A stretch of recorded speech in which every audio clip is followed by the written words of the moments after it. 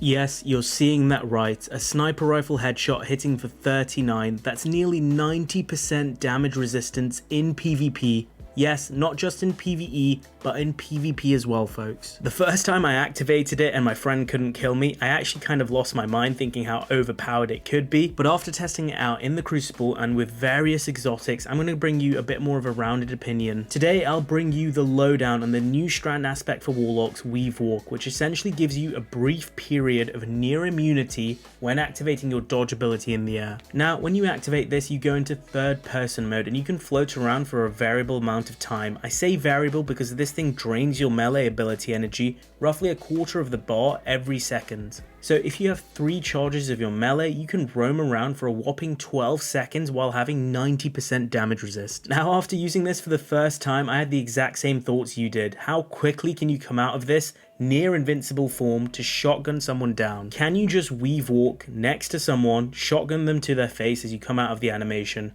Well, the answer to that is unfortunately no. There's 2 ways to come out of Weavewalk. You can A, dodge in the air again as you activated it, or B, cast your rift animation to come out of it. Now, both methods leave you vulnerable for a period of time before you can use your weapon, so rather than this ability being an offensive ability, which would be super annoying for the Crucible meta in all honesty, it's more of a defensive ability that's going to be absolutely phenomenal for repositioning in both PvE and PvP. The aspect also generates and can release a truckload of threadlings, especially when paired with other aspects and fragments. Weavewalk itself generates up to 5 threadlings, and then in combination with Weaver's Call, when you cast Rift, you generate 3 more threadlings. So using both abilities one after the other, you can release 8 threadlings. With the fragment Thread of Evolution, you boost the damage of these threadlings, so now this combination can nearly one-shot someone. It honestly works really well against someone rushing you after you reposition from using Weavewalk. In terms of exotic synergy, 3 exotics came to my mind instantly.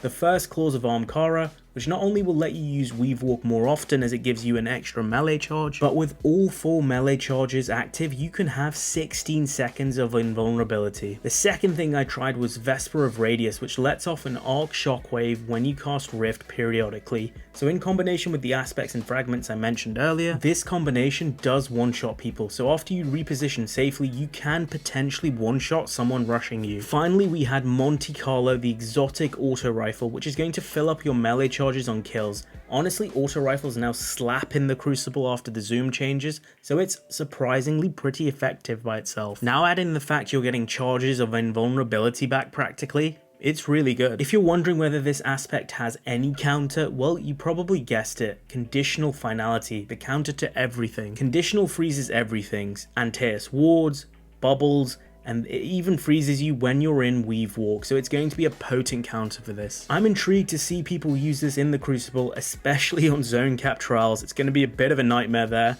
But apart from that, it's not very good as an offensive ability because of the animation coming out of Weavewalk, so I only really managed to use it well as a defensive repositioning ability. If you enjoyed what I talked about today, remember to smash the like button and subscribe to the channel for more upcoming Destiny videos as we get deeper into Season of the Witch. I'm Mr. On It, and that's it for today.